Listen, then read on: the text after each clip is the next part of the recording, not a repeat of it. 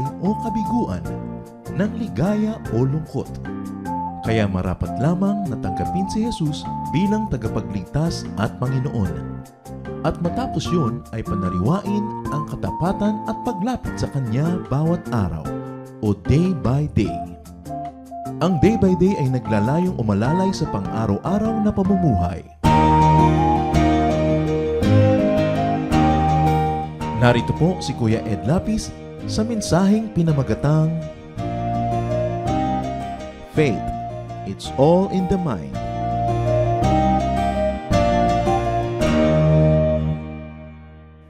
Spirituality is about power. Ang mga anak ng Diyos ay marapat lang na magkaroon ng kapangyarihan na mapagtagumpayan, hindi lang mga pagsubok at ang mga tukso, kundi magawa rin ang mga dakilang bagay sa buhay. But what enables people to succeed, to be fruitful, to be empowered? Yan po ang ating pag-aaralan ngayon sa tulong ng Espiritu ng Diyos. Pinamagatan natin, Faith. It is all in the mind. Ang napakahalagang pananalig na dapat maunawa at dapat ay maging totoo sa buhay ng bawat mananampalataya. Salamat o Diyos dahil mayroong pananalig. At sa pamamagitan nito, kami nagkakaroon ng kapangyarihan na nagmumula sa iyo. Turuan mong mamulat ang aming mata na maunawa ito higit pa sa sandaling ito. Kami, Panginoon, ay pagkalooban niyo ng karunungan, kaliwanagan, at nang sa gayon, yung maganda niyong kalooban na matutupad lang kung kami may buhay na makapangyarihan ay matupad sa aming mga ginagawa araw-araw. Patawarin niyo po kami sa aming mga kasalanan. Punan niyo po aming mga kakulangan at papagliwanagin niyo mga kadiliman ng aming isip. Ituwid ang mga kalikuan namin, O Diyos, at nawa yung mabiyaya, maligaya, mabunga at banal na buhay ang siyang maihain namin sa iyo bilang pagsamba araw-araw. Father, be our speaker, lead us, teach us, empower us. In the name of Jesus, your Son, our Lord, we pray with thanksgiving. Amen. Pananalig, pananampalataya, paniniwala. Ano ang kinalaman nito sa paraan ng pag-iisip ng tao? Matthew 14:22-23, a very familiar story. Right away, Jesus made his disciples get into a boat and start back across the lake. But he stayed until he had sent the crowds away. Then he went up on a mountain where he could be alone and pray. Later that evening, he was still there. Isa sa mga pinakapopular na kwento sa New Testament, ang Panginoon matapos na kasama ang kanyang mga disipulo ay nagpagaling, nagpakain, naging biyaya sa napakaraming tao, ay nanalangin mag-isa.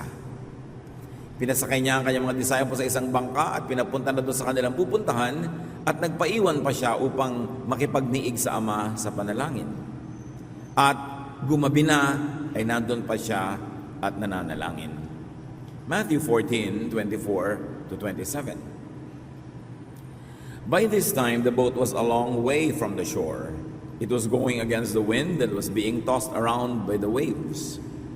A little while before morning, Jesus came walking on the water toward his disciples. When they saw him, they thought he was a ghost. They were terrified and started screaming. At once, Jesus said to them, "Don't worry, I am Jesus. Don't be afraid." So malayo na ang bangka, naroon pa ang Panginoon na nanalangin sa bundok, pero ito namang bangkang ito ay sinisiklot-siklot ng malalakas na alon at hangin dahil biglang nagkaroon ng bagyo sa gitna ng dagat. At nung magmamadaling araw, kung kailan talagang pusikit ang kadiliman, it is darkest just before dawn, biglang dumating ang Panginoon dun sa malapit sa bangka na naglalakad sa tubig. Siya namang ikinatakot ng mga lalaking kaninang-kanina pa nga kinakabahan na baka sila malunod at hirap na sa pakikilaban sa hangin at alon. At nung nakita nila ang Panginoong naglalakad sa dilim, naglalakad sa ibabaw ng tubig, natural lang, lalo silang natakot at napasigaw sila ng multo. At nagsisigaw sila sa kanilang takot. At bigla naman silang pinayapan ng Panginoon at sinabing, "Huwag kayong maglumihanan, huwag kayong mag-alala, huwag kayong matakot. Ako si Jesus." In Matthew 14:28, as we continue, Peter replied, "Lord, if it is really you, Tell me to come to you on the water. Alam na kasi natin ang ending ng kwento nito, kaya kumisan wala nang talab yung suspense. But imagine that it was just happening for the first time and you're hearing the story for the first time. Ang lakas ng bagyo, ang tanging kaligtasan mo lang nga ay nandun ka sa loob ng bangkang lumulutang na ngayon ay nanganganib pang lumubog.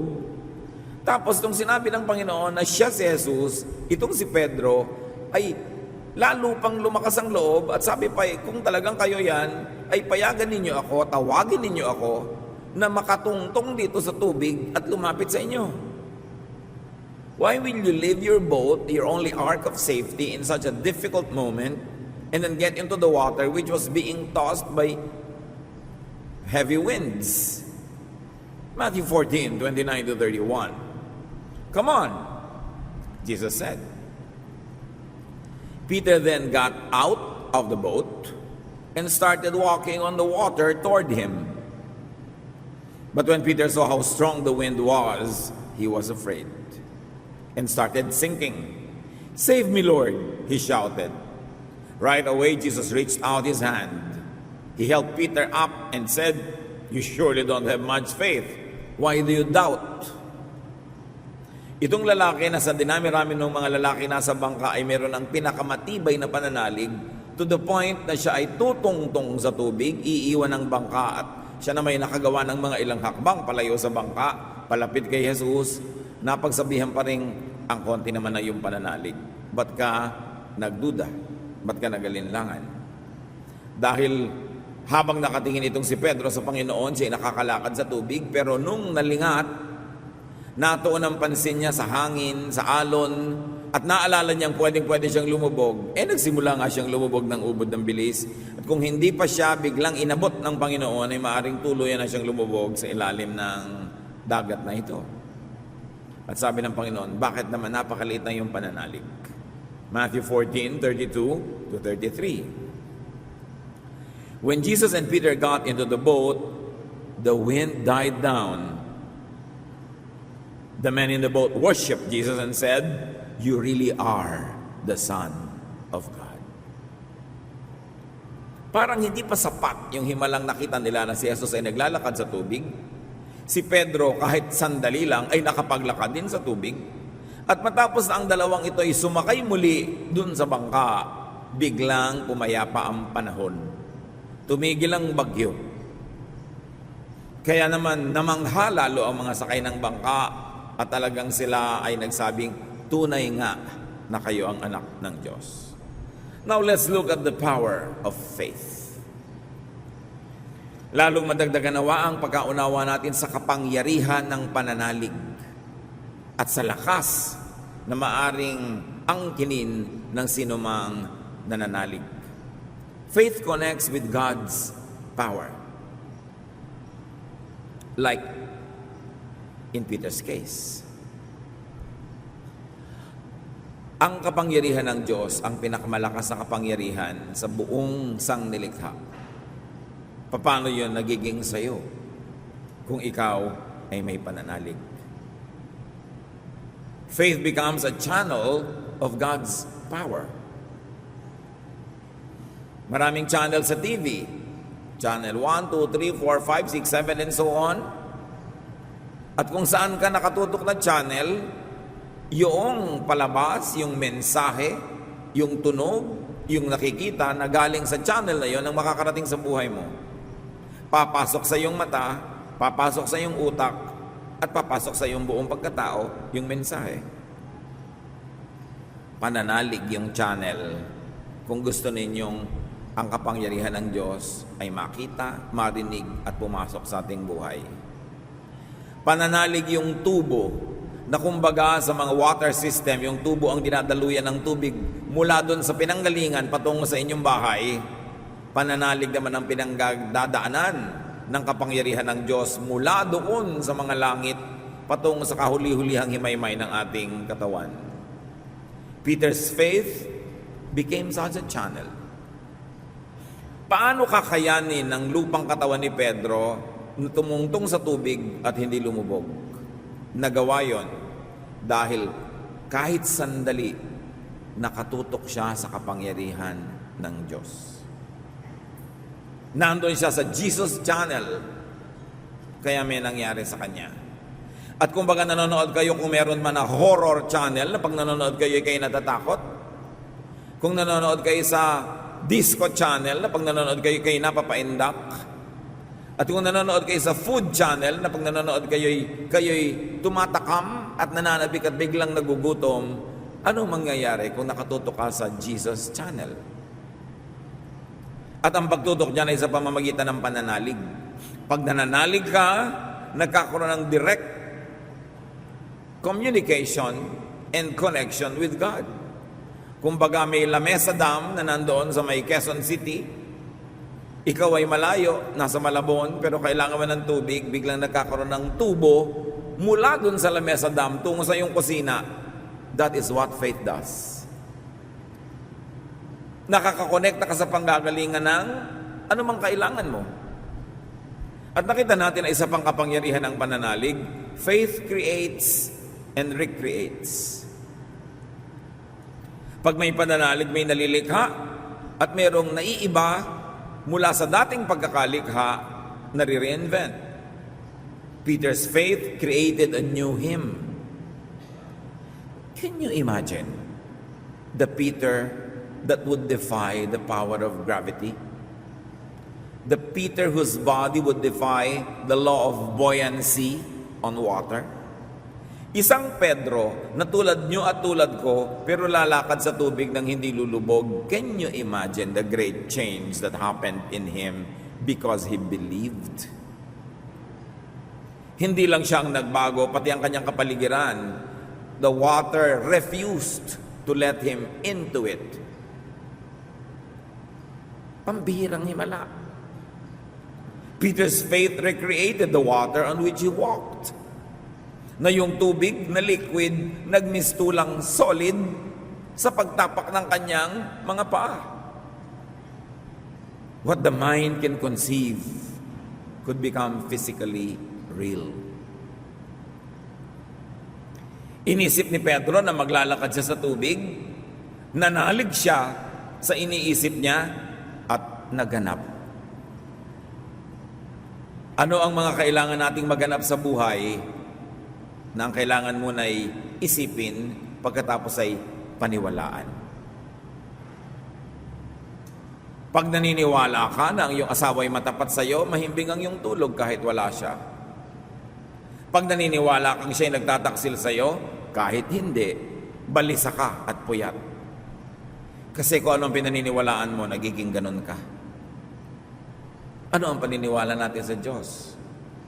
Ano ang pinananaligan natin na kaya niyang gawin para sa ating buhay? Pag naisip, pwedeng matupad. Yang cellphone, hindi ba kayo namamangha sa cellphone? Yang fax, sobrang kamangha-mangha. Bakit yung sulat at drawing sa kabilang ibayo ng dagat, lalabas sa machine mo? Hindi naman dumaan sa mga wire, ni wala ngang wire. Ano yun? Naisip ng tao. Therefore, nangyari. Lahat ng nangyari, lahat ng imbensyon, eroplano, hindi ba kayo nagtataka? Subukan niyong humawak kayo ng isang bag, bitawan niyo, lalaglag sa lupa. Yung eroplanong pagkabigat-bigat, umaangat mula sa lupa, lumilipad at nagpupunta sa kanyang direksyon. Sa nilaki-laki ng planeta, maglalanding siya sa tamang airport, sa tamang runway. Naisip ng tao, nangyari. Pag kaya mong isipin, pwedeng matupad. We were created in God's image. There is tremendous power in our thought. So what is spiritually real needs to become physical in the material world. Alam niyo ba na 1,000 taon na meron ng cellphone? Panahon pa ng mga pharaoh sa Egypt meron ng cellphone. Panahon pa ng mga Roman emperors meron ng fax. Panahon pa ng mga pinakamatatandang Stone Age civilizations meron ng plasma TV. Kaya lang hindi pa naiisip ng tao. Kaya nandun pa lang sa spiritual world yung realidad. Pero nung sinimulang isipin ng tao, At gumawa siya ng mga tools, mga bagay para yung iniisip niya, mailipat niya from the spiritual world to the physical world. O ngayon pa lang nangyari na nagkaroon tayong cellphone. Pero matagal na yan. Sabi ni Solomon, there is nothing new under the sun. Everything was and is and will be. Yung E equals mc square ni Einstein, ang tagal na nun, but it took him to think of it for it to become real to us. Matagal nang may television set, kahit wala pang kuryente, pero kinailangan mo nang maunawa ng tao yung principles, isipin niya, paniwalaan niyang pwedeng gawin, kumilos siya at gawin yun, kaysa patuloy-tuloy ng mga experiment, pag-improve ng mga methods. Ayan, meron tayong technology. Kaya kayo nakaupo sa kinakalagyan nyo ngayon o nakatayo man, dahil inisip nyong pupunta kayo dyan at uupo, kaya kayo nandyan. It was there because you thought of it. Realities, possibilities in the spiritual world are infinite. And they are liquid. They are even gaseous, if you like to think so. Ang lahat ng katotohanan ay parang liquid. Kung ano ang shape ng paglagyan mong lalagyan, gano'n na magiging korte niya. Maraming mga scientific, mathematical, electrical, chemical principles are only awaiting for men to think of them and to turn them into furniture, into medicine, into clothing, into equipment. But they are all there. Sabi sa Bible, no mind has conceived, no eyes have seen, no ears have heard what God has prepared for those who love Him. Andun lahat, available. Lahat ng pagkain na kailangan ng tao available. Kailangan lang isipin, paniwalaan, and then work on it. Create the technology, the methods, the correct procedures so that that food available in the spiritual world would become available on our tables. Walang pwedeng bagong ideya. Nando na lahat mula ng nilikha ng Diyos ang sangsinukob. Kailangan lang isipin. Bakit nagkaroon ng gulong? How was the wheel invented? Inisip. Paano na-develop ang mga barko mula sa mga simpleng balsang lumulutang lang? Inisip. Napakamakapangyarihan ng isip ng tao. At nasa isip ang pananalig. Wala naman sa kuko, wala sa buhok, wala sa ating mga buto, nasa isip. Kaya ang tunay na labanan, kung saan tayo natatalo o nagtatagumpay, sa isip. Pag inisip mo, malalampasan mo ang iyong mga pagsubok, malalampasan mo nga yan. Kasi inisip mo na eh. Pag inisip, mangyayari. Pag pinaniwalaan, walang hanggan ang kayang marating ng isip at ng pananalig. Faith procures, acquires, and receives grants from heaven. Matthew 11:24, everything you ask for in prayer will be yours if you only have faith. Isipin nyo yan. Lahat ng hihilingin mo sa panalangin, mapapasayo kung nananalig ka. Napakamakapangyarihan ng isang isip. Isang isip na umimbento ng ganito, umimbento ng ganon. Can you imagine more than 6 billion brains on the planet? Can you imagine what can happen if all believers in the Lord will believe at the same time and ask for the one thing in unity at the same time? You can ask the planets to realign. You can ask gravity to suspend itself. You can ask the wind to blow a certain way, and it will. At yan ang last frontier. Ang pinakahuling hindi naiintindihan, puntahan dapat, lakbayin, unawain, hindi ang lalim ng dagat, hindi ang lawak ng himpapawid, kundi ang isip ng tao. Nandyan lahat. Mark 5:34, he said to her, "Daughter, your faith has healed you. Go in peace and be freed from your suffering." Jesus did not even claim the credit for the healing. Hindi niya sinabing, dahil nanalig ka sa akin.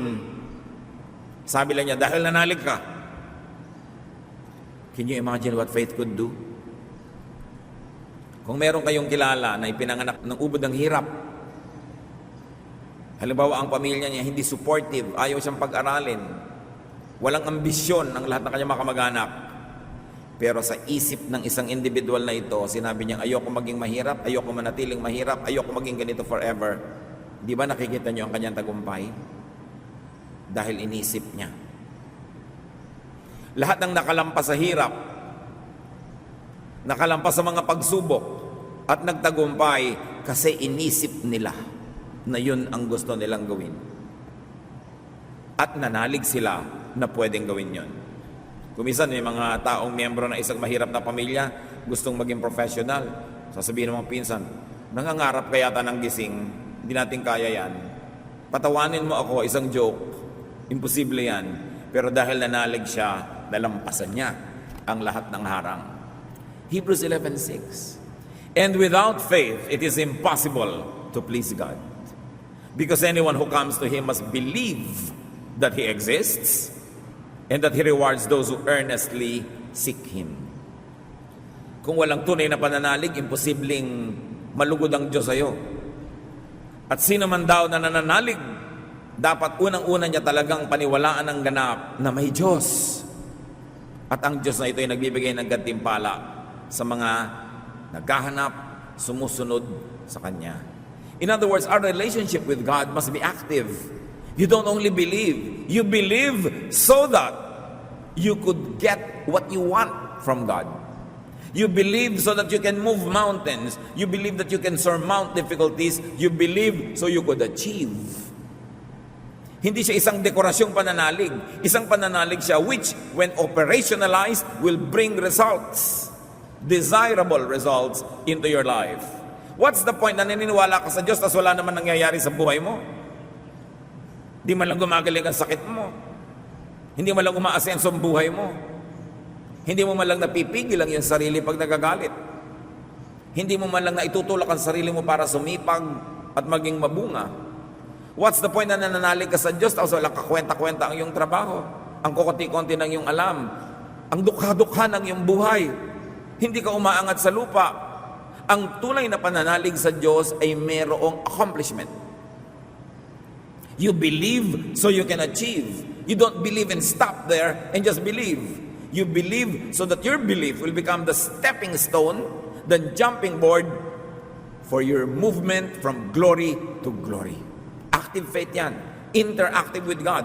I believe in God, therefore God enables me to do this. Because I'm enabled, I'm able to believe more. Because I'm able to believe more, I'm able to do more. And because I'm able to do more, I will believe more. And you grow from glory to glory to glory. Ang tunay na pananalig, hindi nakatigil lang dyan. Umaasenso. May bunga. Huwag tayong malibang sa relihiyon. Nananalig ako pero ganito pa rin ako. Dapat nananalig ka, therefore, maiiba ang kalagayan mo. Nananalig ka ng gusto ng Diyos, maginhawa ka sa buhay, therefore, giginhawa ka, hindi dahil may magic, kundi dahil ang pananalig mo will empower you to do what it takes for you to improve your lot. Nananalig ka, therefore, sisipag ka, dahil sabi ng Diyos sa pinananaligan mo, 6 days you shall work, and you must rest only 1 day, on the 7th. Nananalig ka, therefore, you will plant, so you can harvest. Nananalig ka, therefore you will give so you can receive. Ang tunay na pananalig may aksyon. Kaya kung minsan yung mga relihiyoso, nilalait-lait natin yung mga scientist, sila nga ang merong faith and action. They believe in the possibilities of things. And they move, they dedicate their entire lives trying to experiment at cellular level or at astronomical level. Masisipag sila, they put their faith into action. Ganyan yung mga scientists. At yung mga taong may relihiyon, kalahati lang nung sipag na yung gagawin nila, walang mananatiling nananalig sa Diyos na mananatiling mangmang o dukha o mahirap o mahina. Because faith is supposed to connect you with the power of God and it's supposed to make something out of you. That you become great, not because of who you are, but because of the greatness of God to whom you connect. Huwag kayong makontentong basta may relihiyon na lang kayo all your lives as laging talunan, laging kapos, laging mahina, laging ganito at ganon. Power is available to those who believe. And God likes us to believe in Him, not to turn us into blind followers, but so that we could become productive doers, achievers, because God empowers. Through faith, spirit could become a physical body. Through faith, what is mental and imaginary could become material. Maaaring kahapon, ini-imagine nyo pa lang na pupunta kayo sa church ngayon. Ngayon, nandito na kayo. Kahapon, it was an imagination. Now, it's a reality. Because you thought of it, you believed in it, and you put your whole mind, body, and soul behind it, and so now you're here.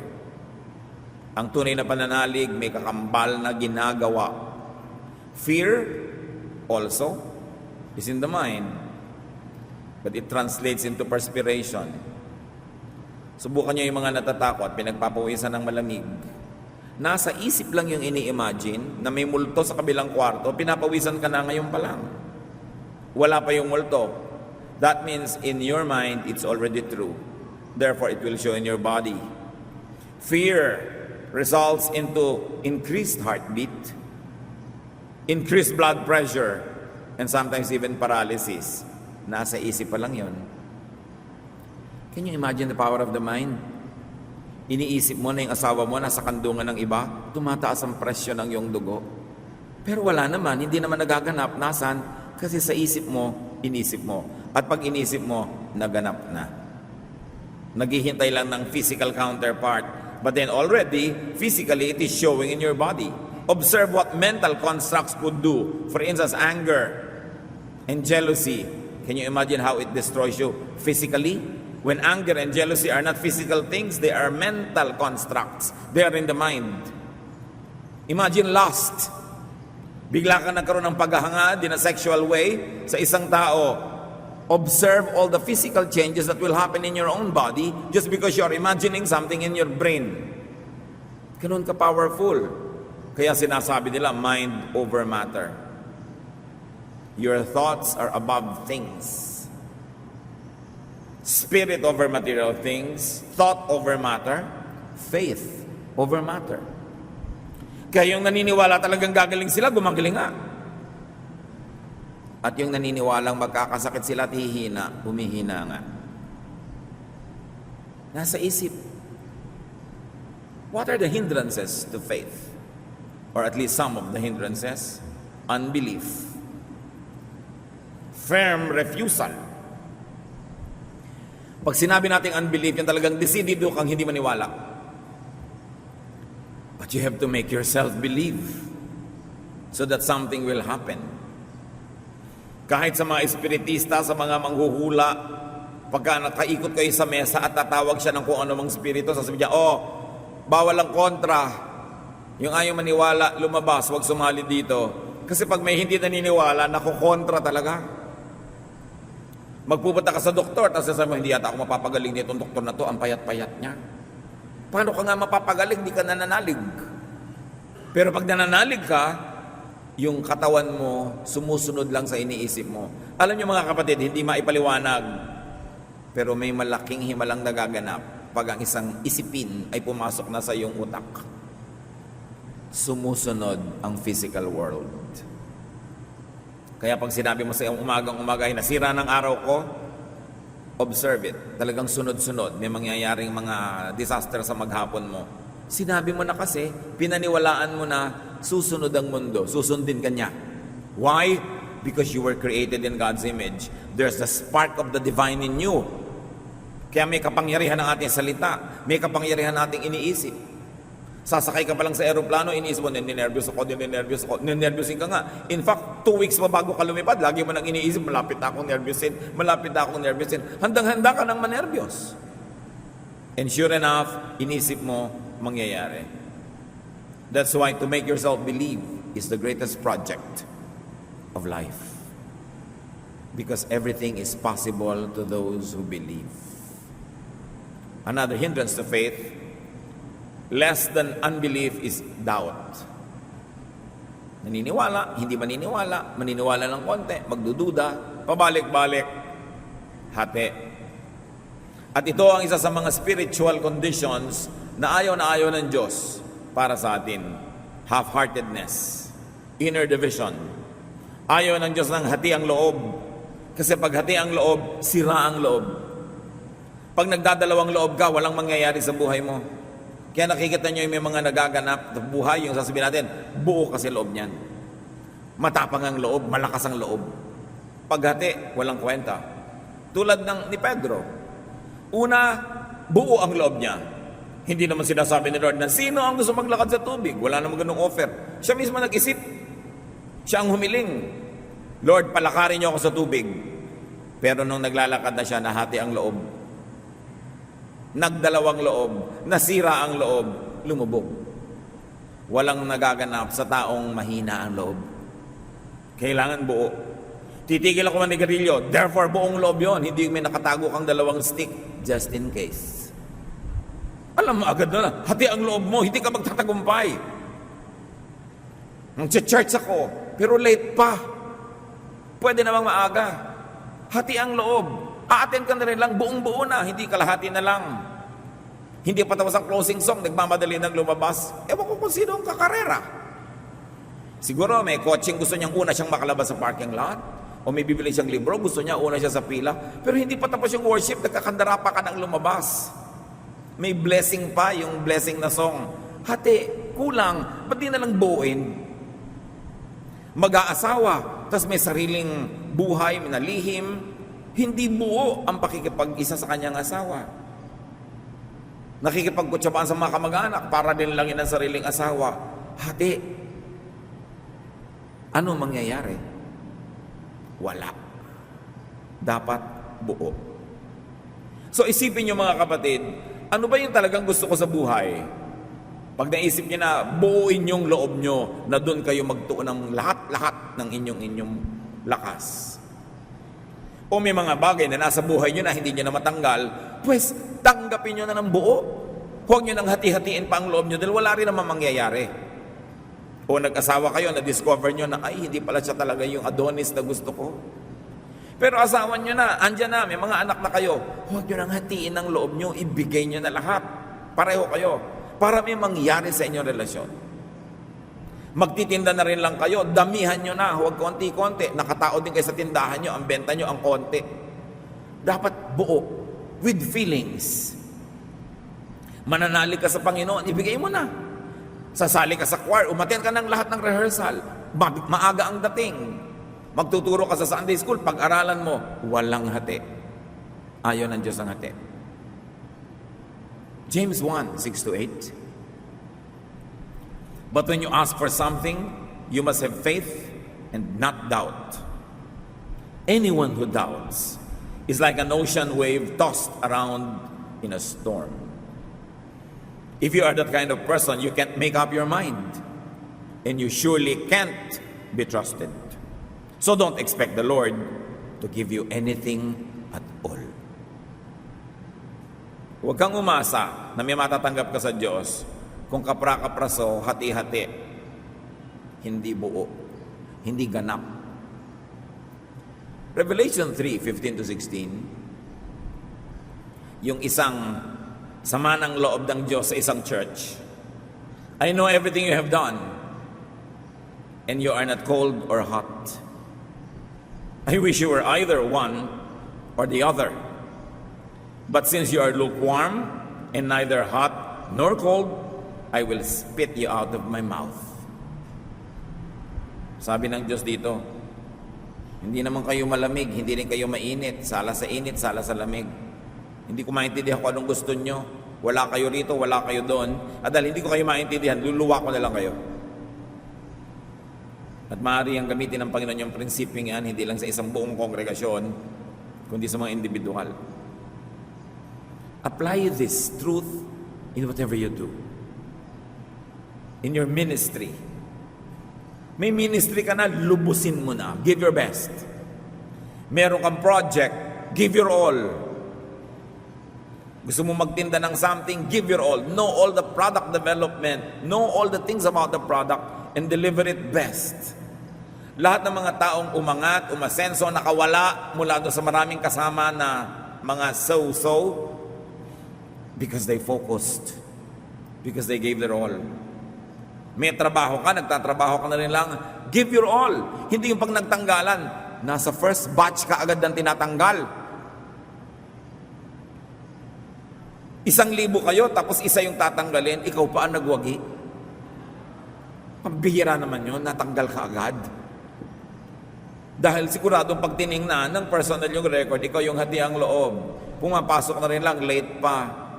Pumasok na rin lang, ang aga pang umalis. Magsasubmit din lang ng project, late pa. Walang kalatoy-latoy, walang kakwenta-kwenta. Don't expect anything from heaven. At lalong-lalo sa pag-aasawa, lubusin nyo na. Give your all. Ang hirap-hirap naman na may kasama ka buong buhay, tapos kalahati ng langoob mo yung nandun. Yung kalahati kung saan-saan nagpupunta. Mahirap yun. Another hindrance to faith is non-belief due to ignorance. So yung una, unbelief, talagang decided, ayaw maniwala. Yung iba naman, naniniwala ng konti at kuminsan na hindi naniniwala. At ito naman, walang pinaniniwalaan dahil mangmang ni hindi niya alam na meron palang pwedeng paniwalaan. Walang mangyayari. Hosea 4:6, my people are destroyed from lack of knowledge. In fact, for you to be able to create the word know, you must know of the existence of the letters N and O. Without that, you cannot create a word know. You've got to know something so that you can turn it into something more and something else. At gano'n din ang pananalig. Dapat kilala mo ang Diyos. Kahit hindi lubos, sino bang lubos makakakilala sa Diyos? Pero may pasimula kang pagkakakilala at umaasenso yung pagkakakilala mo na yon. Dapat may alam ka sa salita ng Diyos at padami ng padami, palalim ng palalim ang pagkakaalam mo sa isang the same verse. Dahil habang lumalalim ang Diyos, lalong gumaganda ang naintindihan mo. Don't settle for the first level of knowledge that you acquired when you were a new believer.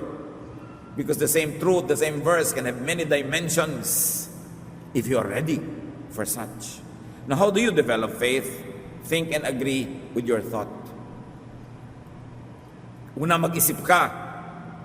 Tas paniwalaan mo yung iniisip mo, sumang-ayon ka sa iniisip mo. Napakalaking biro yung isang taong hindi sumasang-ayon sa sarili niyang iniisip. Isipin mo, ikaw na nga hindi pa sasang-ayon sa sarili mong iniisip. Sino pang ibang sasang-ayon dyan?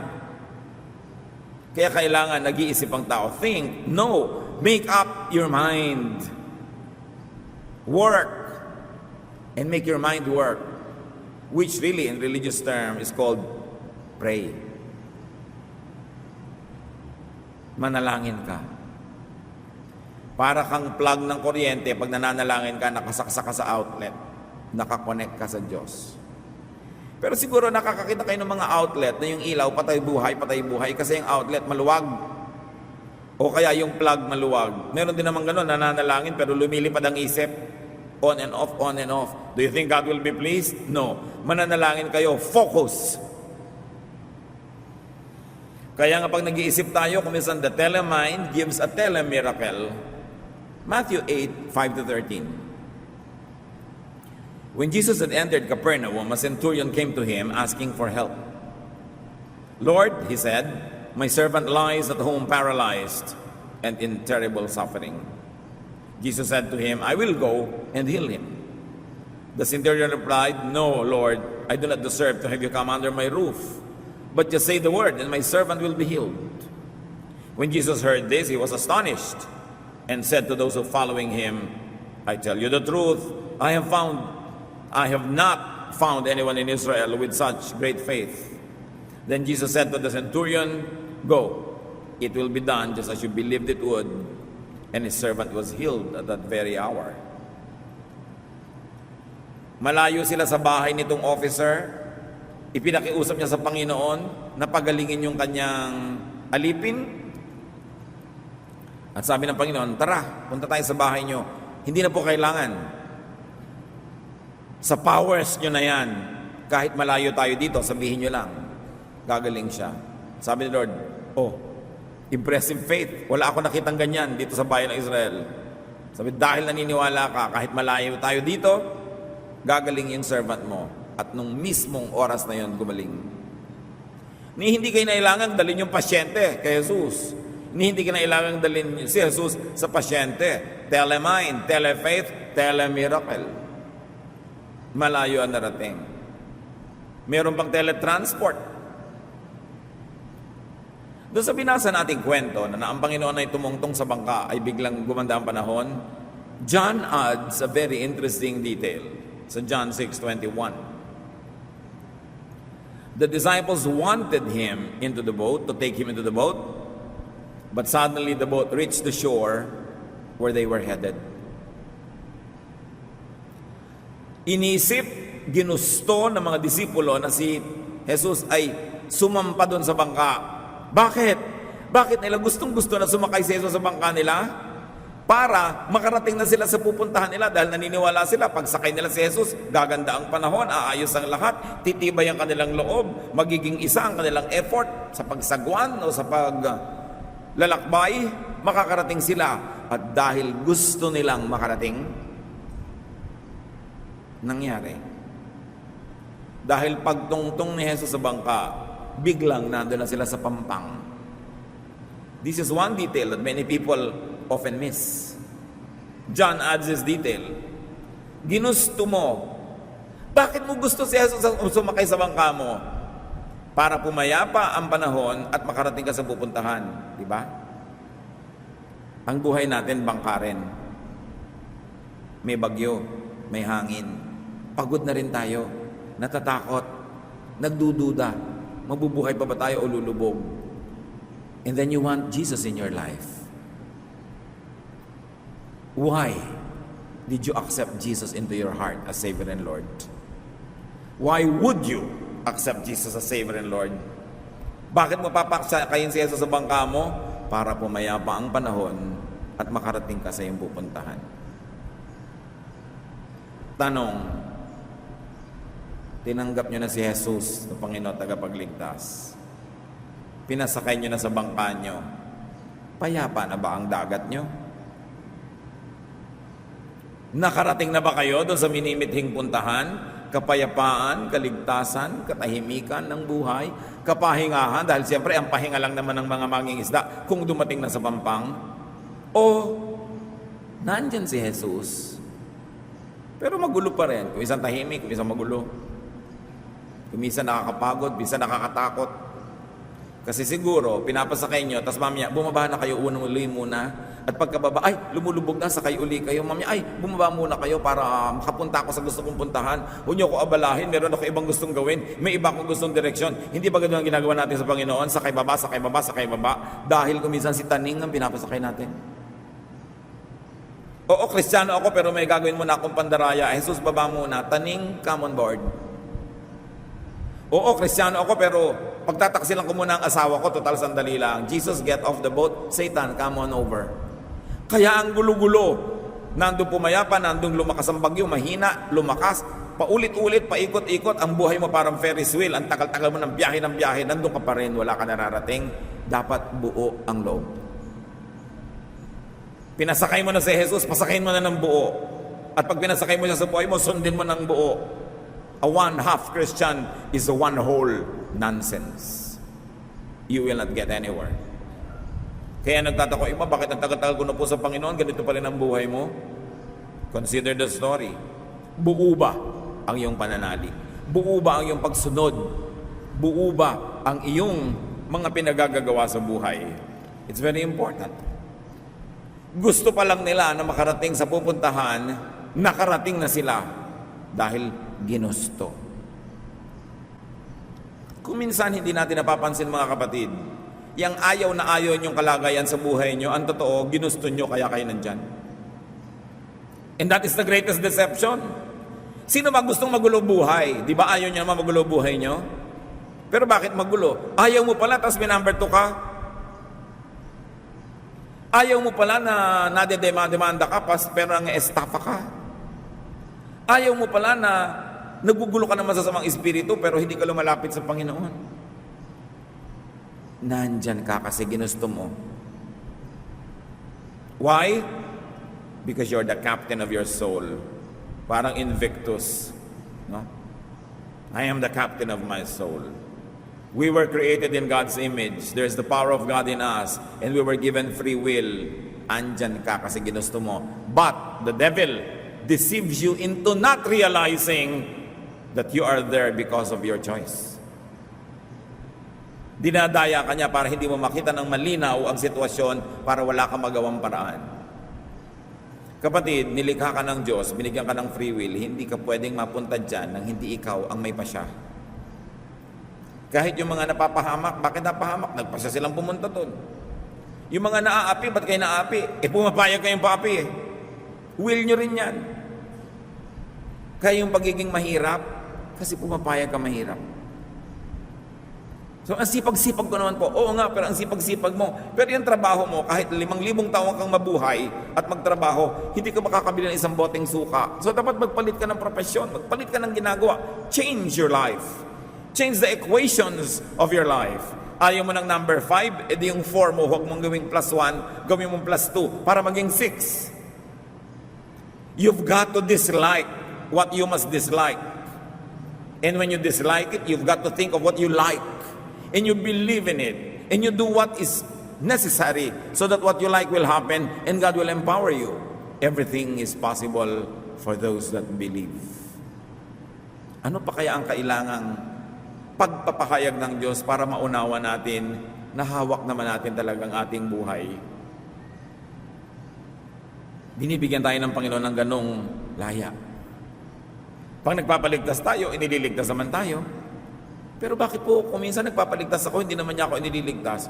Siguro hati ka, Lord, ilayo niyo po ako sa drugs, pero mamaya bumibili ka na naman. Anong klaseng pagliligtas ang nahanapin mo? Nahati ka. Kailangan buo. How do you develop faith? Feed faith with affirmation and encouragement. Ang pananalig kasi parang halaman, dapat diligan, dapat patabain, dapat masikatan ng araw. Surround yourself with fellow believers. That's why the fellowship is important. Kasi tayo mga tao, hindi natin napapansin yung iniisip ng kapwa natin, pag lagi natin siyang kausap, yun na rin ang sinasabi ng bibig natin, nahahawa tayo. So magpahawa ka doon sa mga naglalagablab sa pananalig. Magpahawa ka doon sa mainit ang pananampalataya, doon sa marubdob ang paglilingkod, kaysa magpahawa ka sa mga tamad, magpahawa ka sa mga nagdududa, magpahawa ka doon sa mga mahilig manira, magreklamo, pero wala naman nangyayari sa buhay nila. Do not waste energy and faith on stubborn unbelievers. Pray together with people on fire with the Spirit. Tingnan nyo isang pirasong kahoy na may apoy, pag nag-iisa lang siya, pag umihip ang malakas na hangin, namamatay ang apoy. Pero kung tabi-tabi ang maraming maliliit na kahoy na nag-aapoy, pag umihip ang hangin, lalong naglalagablab. Dapat kasama mo lagi ang mga mananampalataya.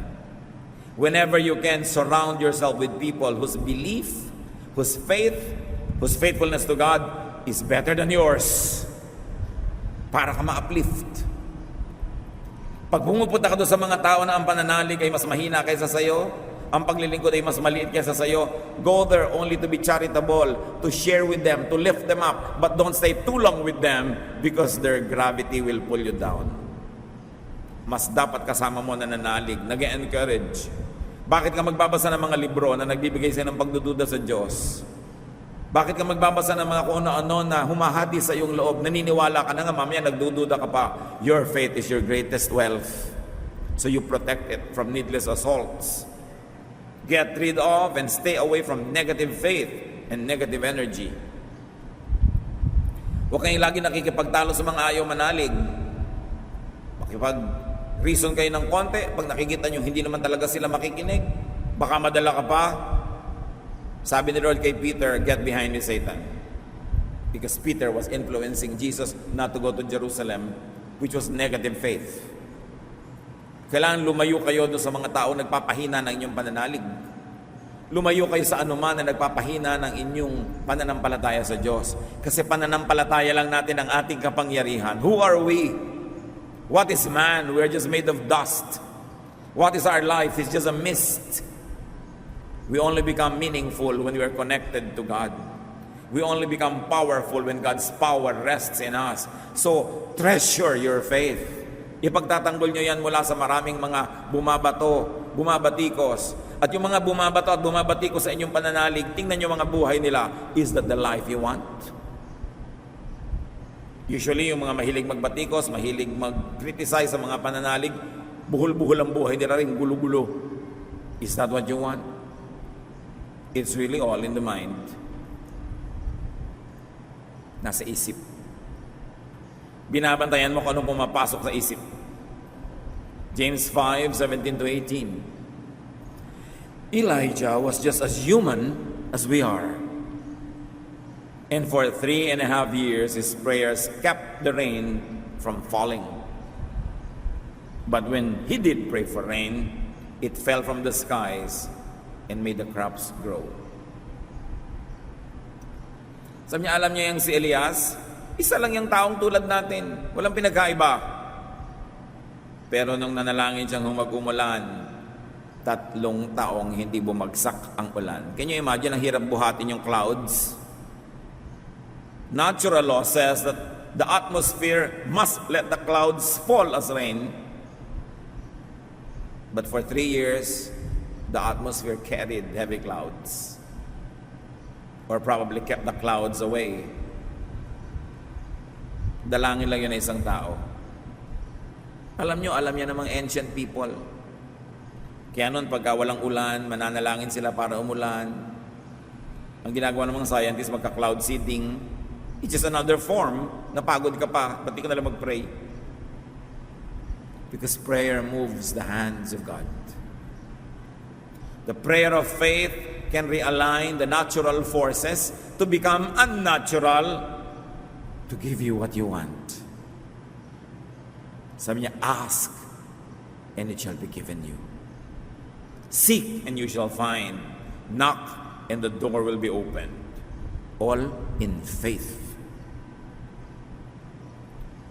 How do you change the situation?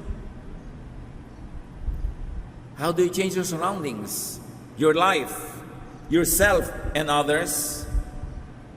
First, change your mind. Gusto niyo magbago ang inyong asawa from negative to positive? Baguhin niyo muna ang pag-iisip niyo tungkol sa kanya. Isipin niyo kung ano yung positive, kung ano yung gusto niyo maganap, ipanalangin niyo, paniwalaan niyo. Gusto niyo magbago ang inyong sarili, lagi na lang akong late, lagi na lang akong makupad, lagi na lang akong may inferiority complex. First, change your mind about yourself. Imagine what you want to be, claim it in prayer, and it will be yours. Bakit nagbago ang mundo? Dahil sa pag-iisip. Bakit dumami ang ating mga ilog? Dahil sa pag-iisip. Naisipan natin mag-industrialize, naisipan natin mag-produce sa mga plastic, pero hindi natin naisipan kung paano yun itatapon ng mabuti o aalagaan, so nasa ilog lahat. Inisip natin paramihin ng ilog, actually, without knowing that we're thinking of that. Kaya marami ang mga ilog, sa isip natin, pinarurumi natin. Pero subukan nyo, magpalit tayo ng pag-iisip. Ang ilog dapat malinis, tulad ng nangyari sa ibang mga mauunlad na bansa. Ang ilog dapat malinis. Ano nangyari sa mga ilog nila? Luminis. Kasi napalitan ng pag-iisip nila, therefore napalitan ng action nila, therefore napalitan ng kanilang kapaligiran. It all starts with the mind. Romans 12:2. Don't be like the people of this world, but let God change the way you think. Then, you will know how to do everything that is good and pleasing to Him. Walang nagbago sa mundo na hindi mo na nagbago sa loob ng utak ng isang tao o ng kanyang mga kakampi o mga tagasunod. Nagbago ang Russia from the rule of the Romanovs to the rule of whoever became the rulers, ng mga Bolshevik. Dahil may nag-isip, goodbye to monarchy. Nagbago ang France from monarchy to a republic dahil may nag-isip na dapat pugutan ng ulo si Marie Antoinette at ang kanyang asawang hari. Lahat ng pagbabago, iniisip muna. Kuminsan ang nag-iisip, isa lang. Inisip ni Jose Rizal na magsulat ng Noli Me Tangere at El Filibusterismo. Isiniwalat niya ang mga kansa ng ating lipunan at ito ang nagpasiklab ng ating himagsikan na nagbigay at nagluwal sa kauna-unahang republika sa Asya. May nag-isip, may nakiisip, may kumilos, nagbago. Anong pagbabago sa buhay nyo na gusto nyo? Isipin nyo muna. Ipanalangin. At nasa Biblia mismo, be changed by the renewing of your mind. Why work hard doing cloud seeding when you can pray for rain? Why work hard when God had already done all the work and all you have to do is ask God to give it to you? Sabi niya, you ask and you do not receive. You do not have because you do not ask. You ask and do not receive because you ask wrongly. So dapat marunong tayong humingi at sa tama. Change your mind, change your thought about yourself. Kung meron kang hindi gusto sa iyong buhay. About others. About circumstances. Imagine, believe, pray. God's will for you and God's promises, you must know so that you can ask correctly. Believe, then claim in faith through prayer. When you do that, brothers and sisters, you can walk on water like Peter. You can suspend the rain for 3 years like the prophet. It's faith really, and it's all in the mind. Kinokontrol ang iniisip, huwag magdalawang isip, and let God change the way you think. Dear God, we thank you that your power is available to us through our thoughts. In faith, we can move mountains. In faith, we can suspend the rain. And when Elijah asked for rain, it fell. Ayaw namin basahin lang sa Biblia ang mga himala na ito, Panginoon. Gusto namin maganap sa buhay namin. Unang-una, pagbabago sa aming sarili, sa aming pag-iisip, matanggal ang aming mga ugaling hindi maganda, mawala ang takot namin sa mga hindi naman talaga nakakatakot.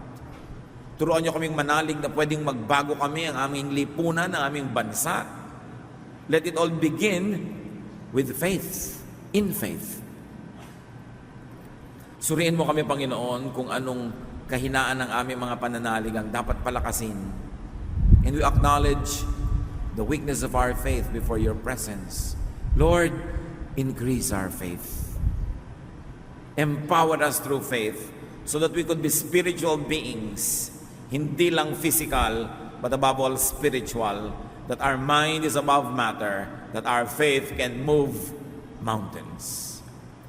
Magbulay-bulay tayo sa ating pagyuko sa Panginoon at hayaan pa tayong bigyan ng espiritu ng iba't ibang mga isipin. Let the Spirit guide us so that it might be revealed to us how else we can improve our faith, how we can improve our prayer life, and how we can change our lives by first changing our minds, changing our thoughts. Dear Lord, bless your people. Ibunyag mo sa amin, Panginoon, ang mali namin pag-iisip. Ipakita mo rin ang tama para lalo namin magawa. Bless us. Teach us to continuously change our minds from glory to glory.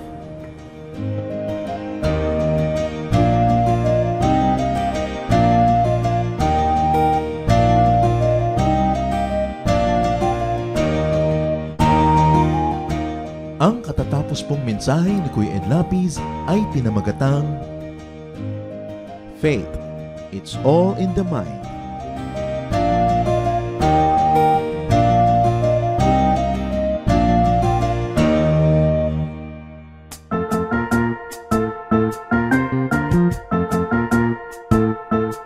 Oras na po para pansamantalang magpaalam ang programang Day by Day. Tayo po'y magsama-sama tuwing ika-6 hanggang ika-7 ng umaga, araw-araw. Magandang umaga po at mabuhay ang Panginoong Hesus.